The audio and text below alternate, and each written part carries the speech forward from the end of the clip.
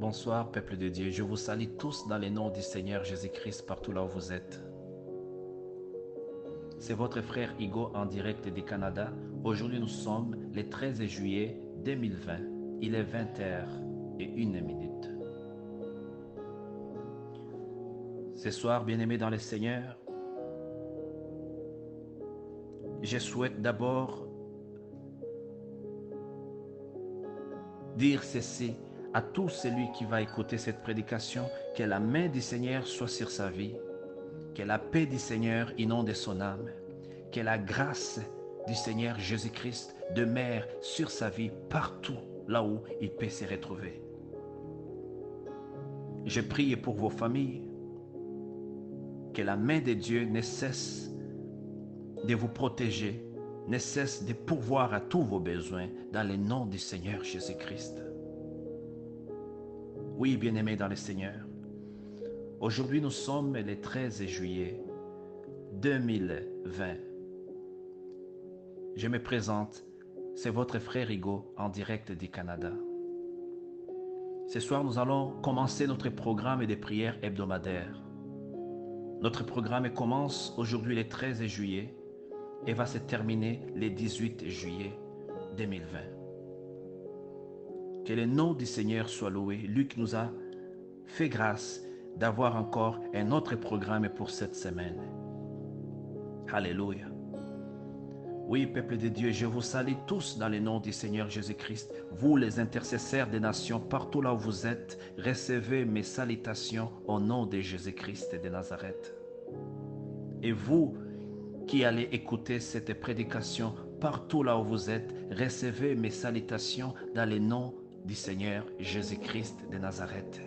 Et que la paix de Jésus-Christ, la paix que Dieu donne, cette paix qui surpasse tout entendement, toute intelligence, cette paix que le monde ne peut nullement trouver, si ce n'est qu'en Jésus-Christ seul, soit avec vous partout, au nom de Jésus de Nazareth. Alléluia. Peuple de Dieu, sans plus tarder, nous allons remettre ces moments de prière entre les mains de Dieu. Et nous allons invoquer le Saint-Esprit qui puisse venir nous assister du début jusqu'à la fin de cette commission. Alléluia. Père, nous voici devant toi tels que nous sommes.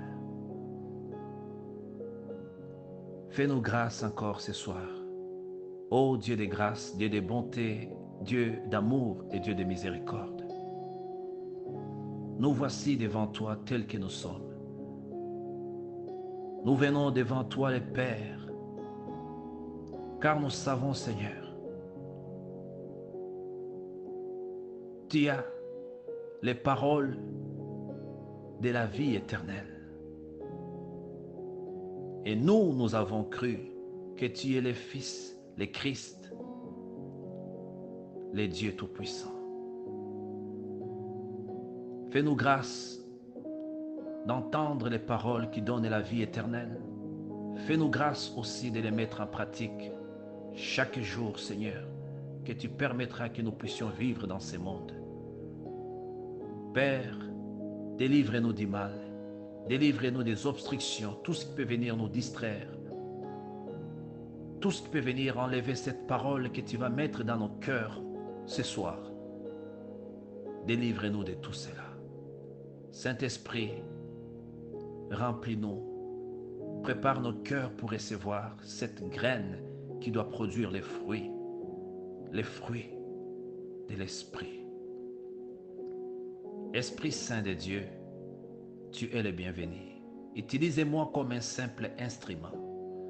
Alléluia. Je prie dans le nom de Jésus. Amen. Oui, peuple de Dieu, je vous salue encore dans le nom du Seigneur Jésus-Christ. Aujourd'hui, notre thème, c'est comment se comporter devant ses ennemis. Je n'ai pas dit comment se comporter devant ton ennemi, mais le Seigneur m'a demandé de dire comment nous devons nous comporter devant nos ennemis, comment se comporter devant ses ennemis. Oui, bien-aimés dans le Seigneur, nous avons plusieurs ennemis. chaque personne peut se retrouver à un moment donné entourée par un, deux ou même plusieurs ennemis que tu peux connaître ou ceux dont tu ignores totalement. Le monde aujourd'hui, malheureusement, peuple de Dieu, est composé de plusieurs circonstances, dont la plupart de ces circonstances sont caractérisées par des injustices. Et ces injustices font en sorte que les hommes changent face à d'autres, face à leur prochain. Oui, bien-aimés dans le Seigneur, nous avons tous des ennemis. Mais comment se comporter maintenant devant ces ennemis? Comment dois-je m'adresser à mes ennemis? Quelle doit être les pensées ou l'attitude que je dois adopter lorsque je suis entouré de mes ennemis? Bien-aimés dans le Seigneur, la parole de Dieu va nous montrer aujourd'hui la manière dont nous pouvons nous comporter lorsque nous sommes sur la terre, un lieu dans lequel, évidemment, nous ne pouvons pas manquer quelqu'un quelque part qui a de la haine ou qui ne nous comprend pas, ou quelqu'un qui nous déteste parce qu'il n'aime pas tout simplement l'aspect physique que j'ai, il n'aime pas tout simplement ma manière de penser, il n'aime pas les potentiels ou l'intelligence que le Seigneur m'a donné. Il haït ce dont le Seigneur m'a donné ou ce dont je possède, ou bien quelqu'un quelque part qui s'est simplement laissé envahir par la haine et qu'il me déteste gratuitement parce que en lui, ce n'est que la haine qui domine. Comment se comporter devant ses ennemis? Alléluia. Oui, bien-aimés, nous allons voir dans la parole de Dieu ce que le Christ lui-même a enseigné à la foule, a enseigné aux disciples, ou ce qu'il a enseigné à toutes ces personnes qui l'ont suivi, parce qu'il était en train de les enseigner, parce qu'il était en train de les guérir, parce qu'il était en train de les délivrer, de les libérer de tout esprit mauvais, de tout esprit satanique, de tout esprit de ténèbres qui les possédait et qui les rendait malheureux. Nous allons entendre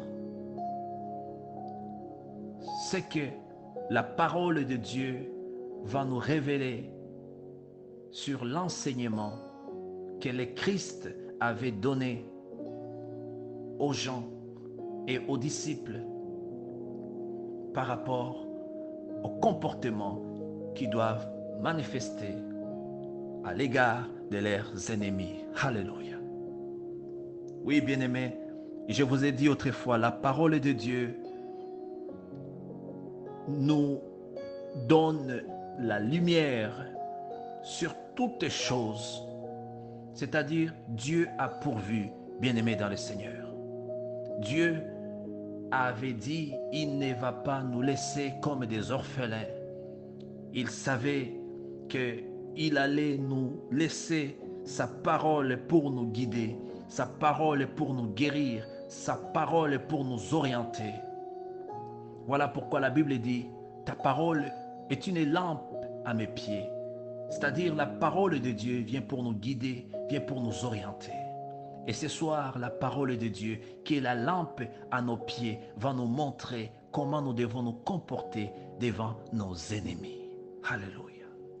Nous allons lire dans la parole de Dieu pour aller maintenant comprendre ce qu'est le Christ lui-même, le Fils de Dieu, le Roi des rois, le Seigneur des seigneurs,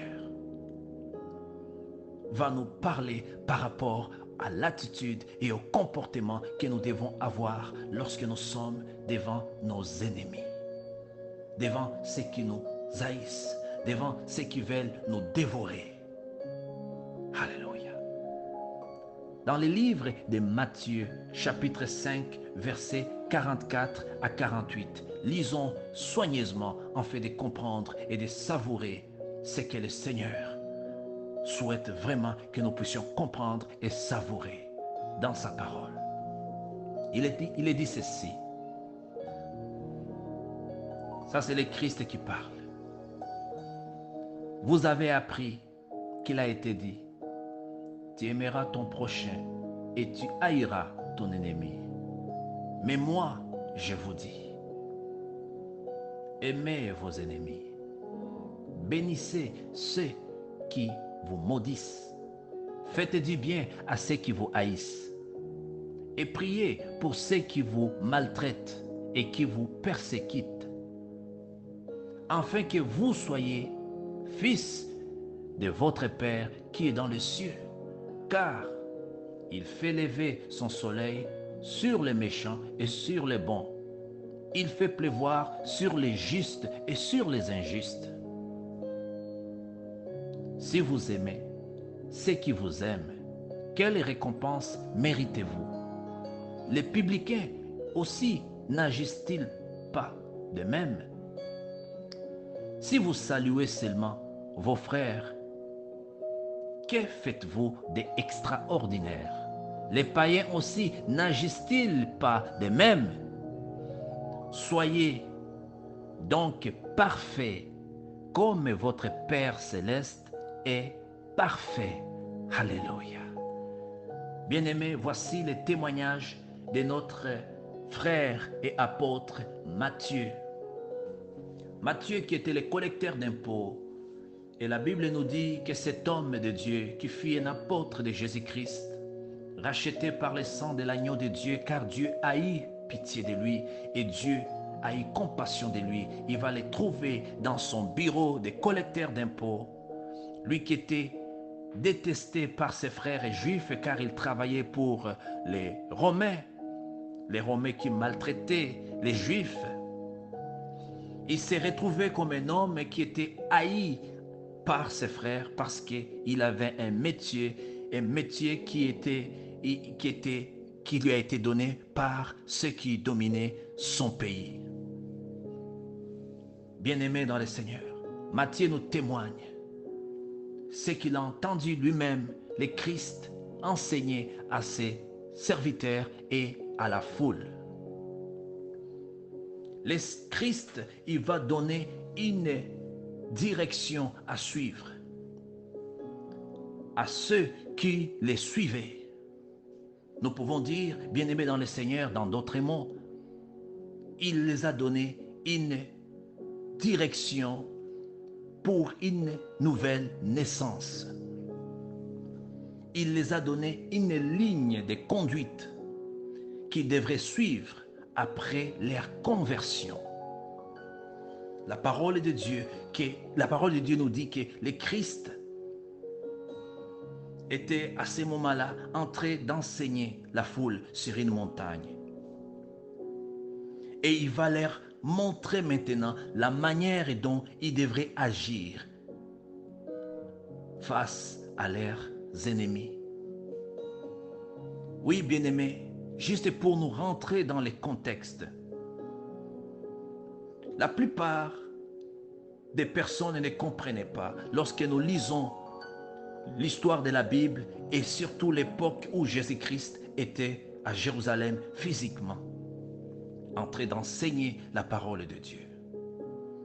À ce moment-là, bien-aimés dans le Seigneur, les Romains, la Rome, les soldats romains, l'Empire romain était en train de dominer sur, je dirais presque sur la planète, sur le monde entier. Et à Jérusalem, il y en avait aussi des gouverneurs romains et des soldats romains qui faisaient dominer sur Jérusalem et sur toutes les comtés. Alors, ils faisaient travailler les Juifs, mais les Juifs n'aimaient pas cela. Premièrement, parce qu'ils se faisaient envahir dans leur propre pays et ils travaillaient comme des esclaves dans leur propre terre. Deuxièmement, c'est parce que les Romains, c'étaient des incrédules, ils ne respectaient pas les valeurs religieuses des Juifs. Et ainsi de suite, il y en avait plusieurs raisons. Alors, nous pouvons dire que les Romains représentaient les plus grands ennemis des Juifs à l'époque de Jésus-Christ. Ils étaient détestés. Ils étaient haïs par la majorité des Juifs. Oui, bien-aimés dans le Seigneur, il s'agit de comprendre ces contextes dans lesquels le Christ va trouver les peuples juifs.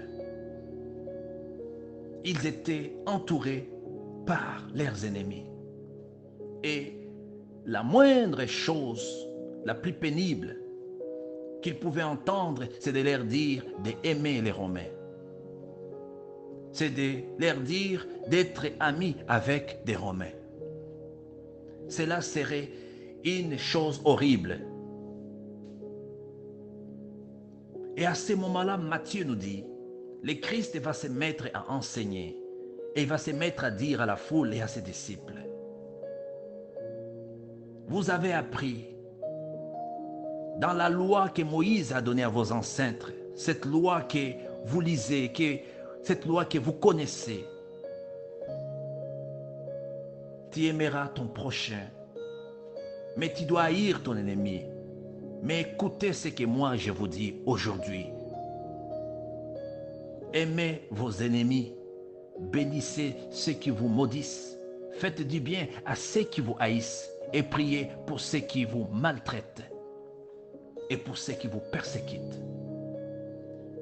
Afin que vous soyez fils de votre Père qui est dans les cieux, car il fait lever son soleil sur les méchants et sur les bons.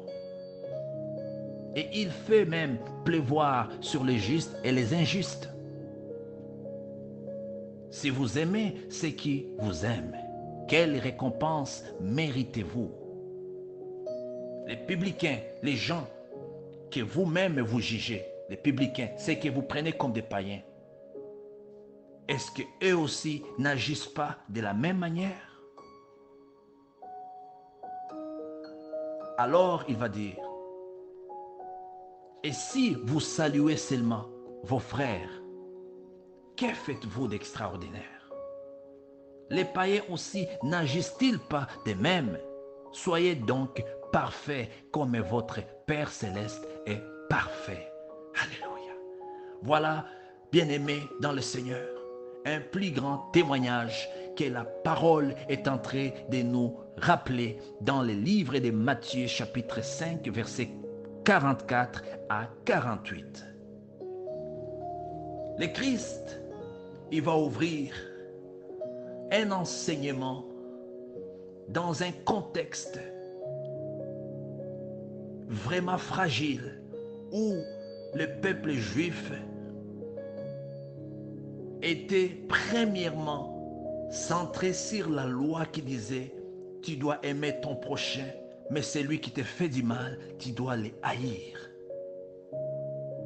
Et lui, le Christ, il vient pour leur dire « Je vous dis que vous devez aimer vos ennemis et que vous devez les bénir. Vous devez prier pour eux. Ceux qui vous maltraitent, ceux qui vous frappent, ceux qui vous fouettent, ceux qui vous donnent des travaux durs. Vous devez prier pour eux. Ceux qui n'ont pas pitié de vous, ceux qui ont la colère contre vous, ceux qui sont venus dans vos terres et qui sont en train de vous maltraiter, ceux qui prennent votre pain et vous laissent sans pain, ceux qui vous privent de la nourriture, entre autres.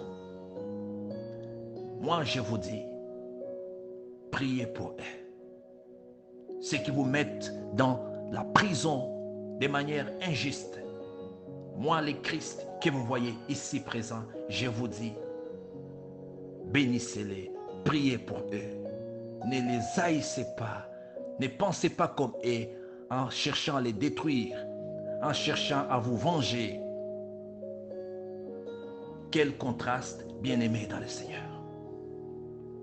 Mais le Christ va soulever quelque chose peut-être qui avait donné un petit peu de la tranquillité à la foule. Entre guillemets, je vais dire.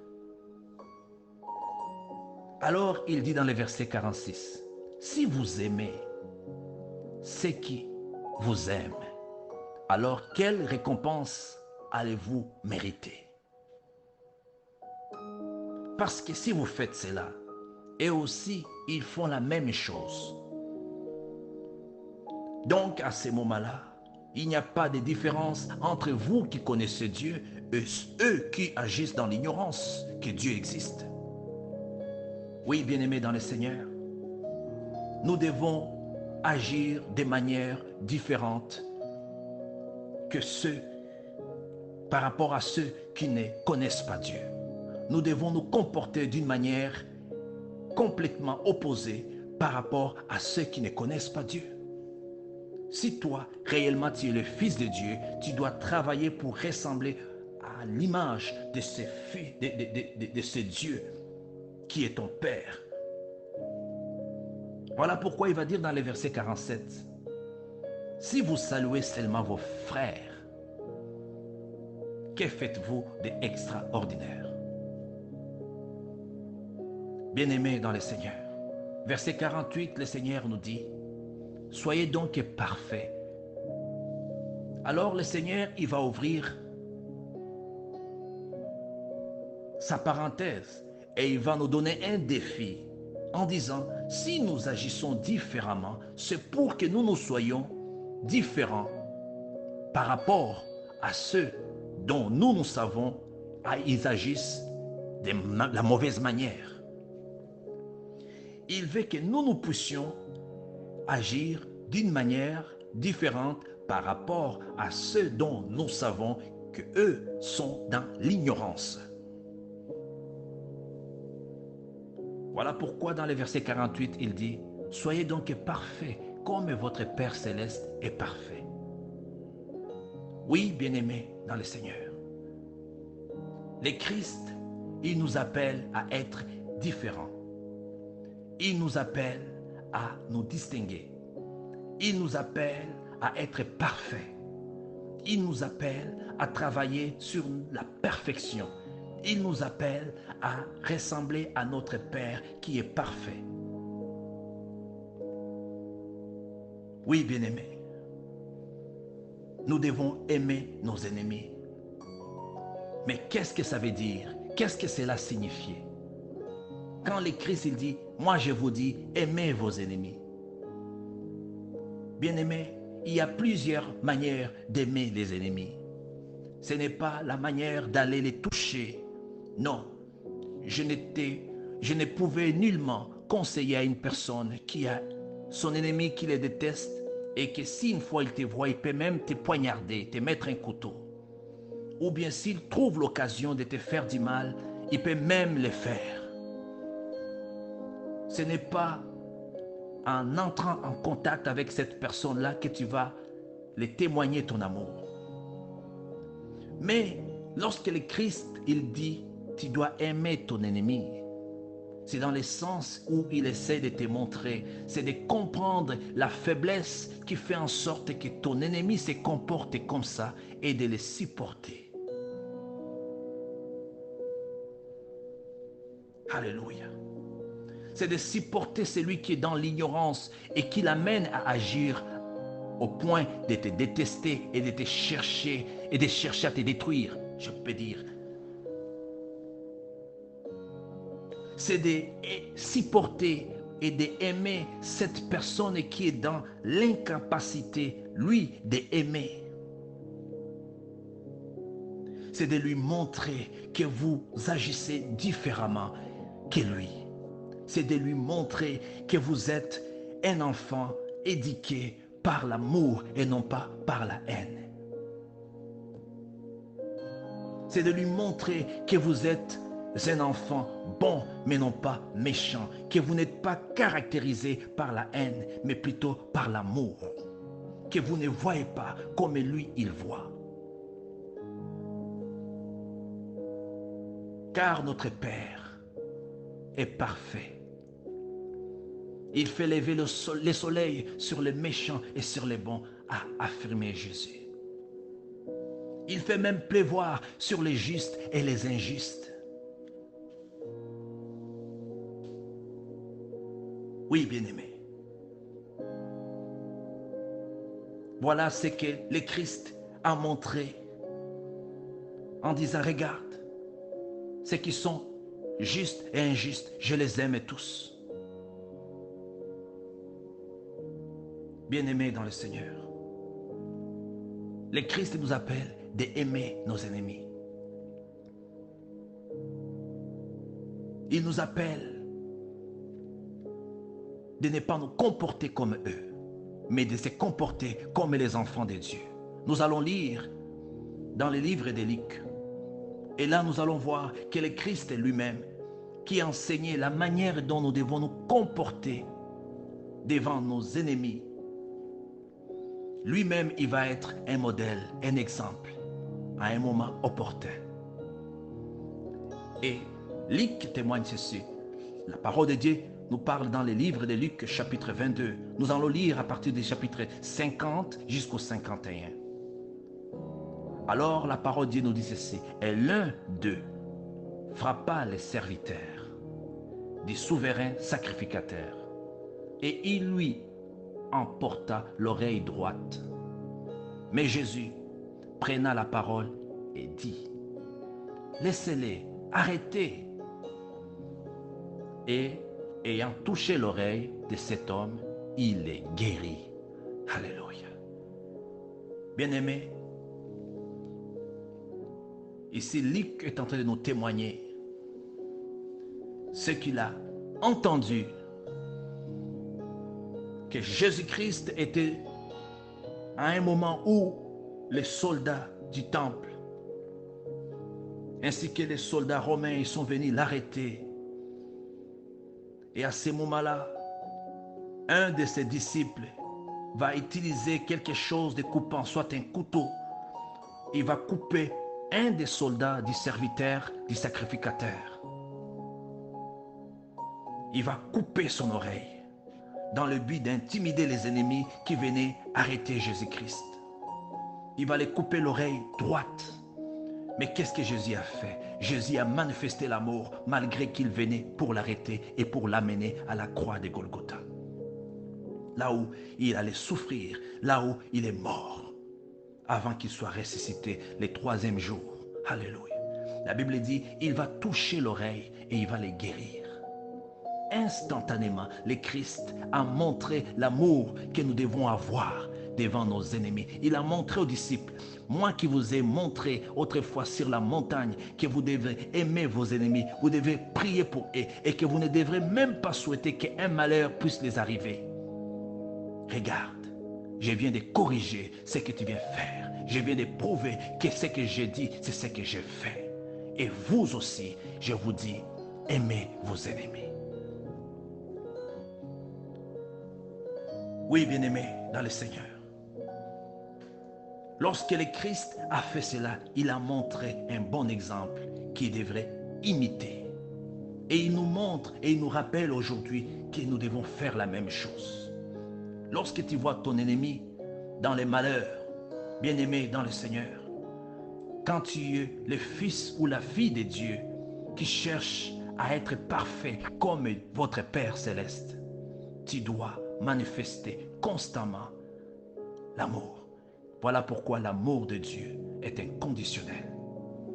Oui, bien-aimé, sous la grâce, l'amour de Dieu est inconditionnel. Peuple de Dieu, notre Père est juste. C'est à lui la vengeance. C'est à lui la rétribution. Oui, bien-aimé dans le Seigneur, c'est Dieu qui doit nous venger. Souvenez-vous d'Étienne. Étienne qui était un croyant animé par le Saint-Esprit. La Bible dit que Étienne marchait avec le Saint-Esprit et le Saint-Esprit accomplissait beaucoup de miracles à travers Étienne. Mais avant de s'endormir, il s'écria d'une voix très forte en disant, « Seigneur, ne leur imputez pas ces péchés. » Voilà ce que la Bible nous relate dans le livre des Actes des Apôtres, chapitre 7, verset 60. Étienne qui s'est fait arrêter. Et ils vont le lapider comme un voleur, comme un criminel. Mais avant de mourir, avant de rendre son âme, la Bible déclare qu'il a vu Jésus-Christ assis sur le trône, en train de l'attendre, d'attendre son âme. Et il va dire, « Seigneur, ne leur imputez pas ces péchés. » Oh, bien-aimés dans le Seigneur, nous devons prier pour nos ennemis. Étienne a suivi l'exemple du Maître. Il a su que son Maître avait donné sa vie à la croix de Golgotha.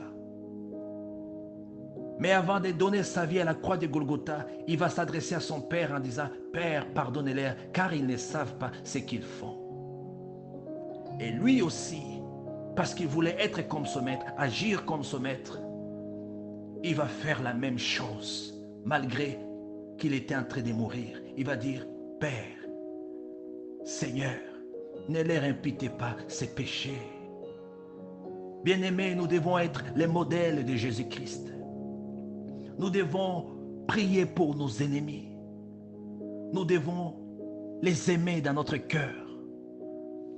Je ne te demande pas d'aller manger avec celui que tu sais qu'il peut te ravager, te tuer s'il a l'occasion. Il peut même te mettre un couteau.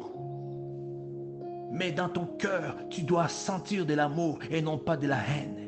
Tu ne dois pas avoir de la haine dans ton cœur envers ton ennemi. Comme lui, il en a aussi de la haine. Sinon, tu fais la même chose. À ce moment-là, toi aussi, tu deviens son ennemi et lui aussi devient ton ennemi. Alors, quelle est la différence entre vous deux? Vous faites la même chose.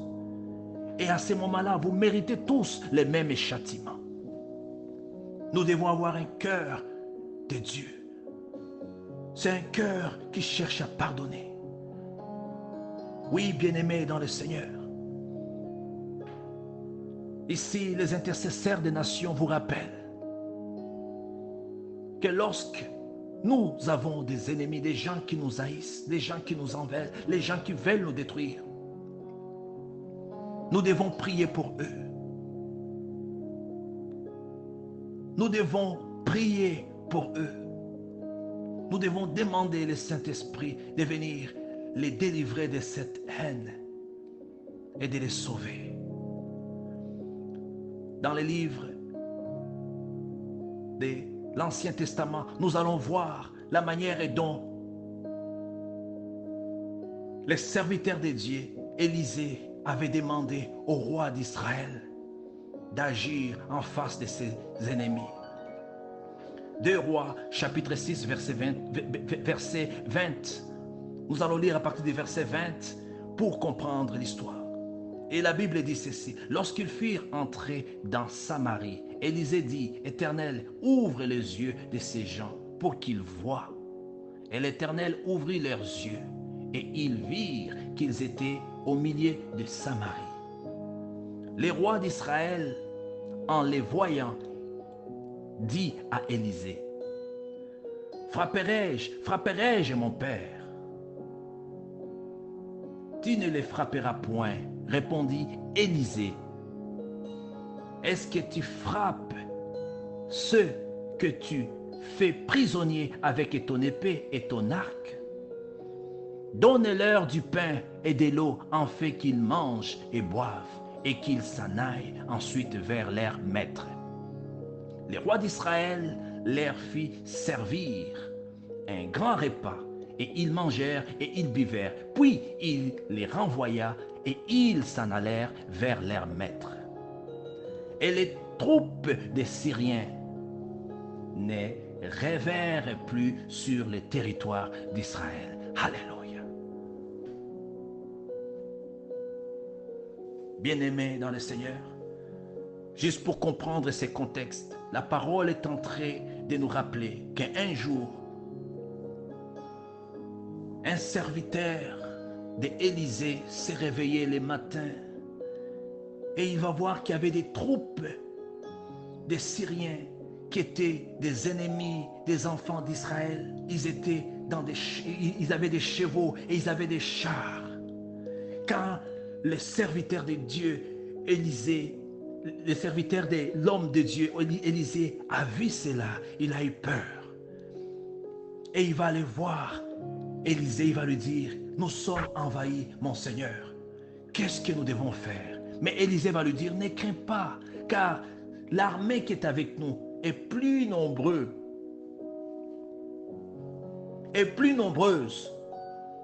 que ce que tu vois avec tes yeux.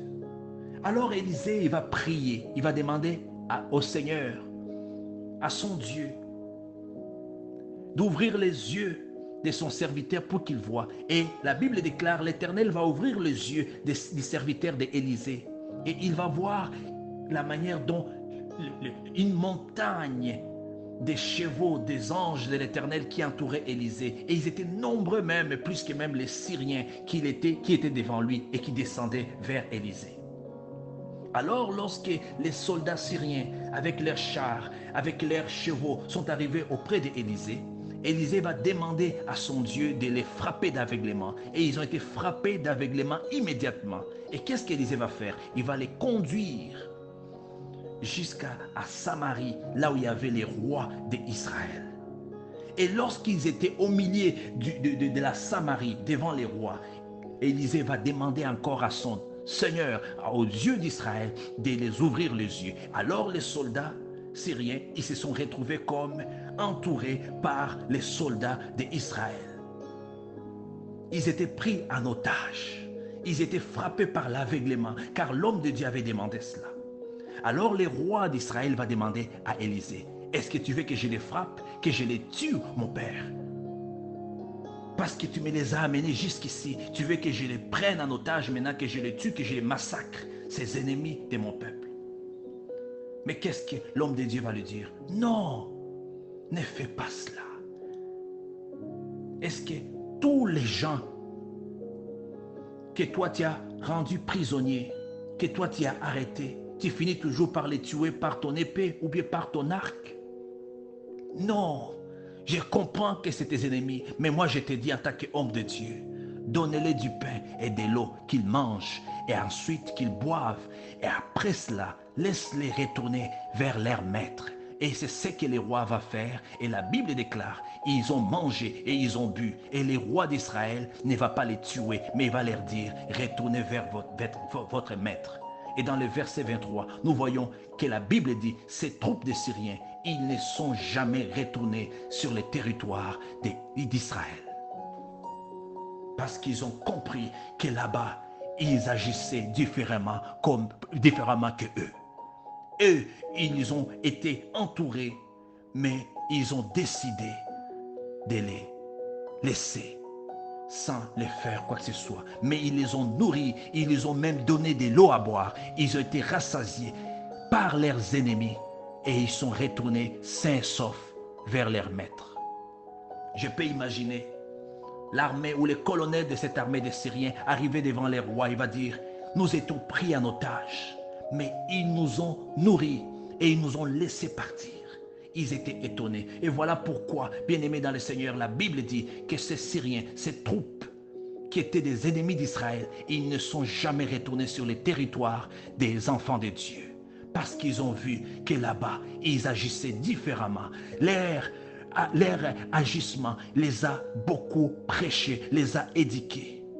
Ils ont compris, les Israélites, ils n'agissaient pas comme eux. Voilà les sages conseils d'un amour qui permet de briser la spirale de la haine et de ramener la paix durable dans les pays où la guerre et la haine dominaient, bien-aimés, entre les deux armées. Nous devons agir différemment. Aimez vos ennemis. Ainsi dit Jésus-Christ. Moi, je vous dis, aimez vos ennemis. Le monde te dit, tu dois haïr ton ennemi. Mais Jésus-Christ te dit, aime ton ennemi. Aime celui qui a pris ton mari. Aime celui qui a volé ta femme. Aime celui qui t'a détruit. Aime celui qui a détruit tes parents. Aime celui qui t'a fait du mal. Aime celui qui te déteste au travail. Aime celui qui te traite injustement. Nous devons avoir de l'amour. Alléluia. C'est cet amour bien-aimé dans le Seigneur qui doit éduquer nos ennemis. Dans l'Ancien Testament, nous allons lire cela et ensuite nous allons nous arrêter. Qu'est-ce que la Bible nous dit? Alléluia. Injurier, nous bénissons. Injurier, nous bénissons. Persécuter, nous supportons. Calomnier, nous parlons avec bonté. Voilà comment étaient les réactions des apôtres. C'est Paul qui parle dans le livre des 1 Corinthiens, chapitre 4, versets 12 à 13. Mais aujourd'hui, bien-aimés dans le Seigneur, nous voulons nous confronter à plusieurs reprises avec nos ennemis. Mais ici, les apôtres nous disent, injurier, nous bénissons. Persécuter, nous supportons. Calomnier, nous parlons avec bonté. Ô Église de Jésus-Christ, où est l'amour de notre Père Céleste? Où est la miséricorde et la bonté que nous avons trouvée en Jésus-Christ? Où est la miséricorde que la parole de Dieu nous rappelle que nous devons toujours exercer envers nos ennemis, envers ceux qui nous persécutent? Souviens-toi que le Christ a prié à la croix de Golgotha pour nous, des pécheurs, nous qui les persécutons, nous qui les condamnons, nous qui l'insultons. Oui, bien-aimés dans le Seigneur, toi et moi, nous faisons partie des gens qui ont crucifié Jésus-Christ, car notre péché seulement crucifié le Christ à la croix de Golgotha. Mais il va dire, Père, pardonnez-leur. Et tous ceux qui ont suivi Jésus-Christ, et tous ceux qui ont compris ces paroles, tous ceux qui ont accepté cette révélation, ils ont fait la même chose. Et voilà la preuve des apôtres. Injurier, nous bénissons. Persécuter, nous supportons. Calomnier, nous parlons avec bonté. Alléluia. Quel contraste. Ils faisaient toujours l'opposé de ce que les ennemis pouvaient faire. Bien-aimé dans le Seigneur, comment tu te comportes devant tes ennemis? Comment tu te comportes devant ceux qui te haïssent? Alléluia. Il est écrit dans la parole de Dieu, à moi la vengeance, à moi la rétribution, dit l'Éternel. Alléluia. Oui, bien-aimé. Mais si ton ennemi a faim, donnez-lui à manger, car en agissant ainsi, ce sont des charbons ardents que tu amasseras sur sa tête, a déclaré l'apôtre Paul dans le livre des Romains, chapitre 12, versets 19 à 20. Aimez vos ennemis. Alléluia.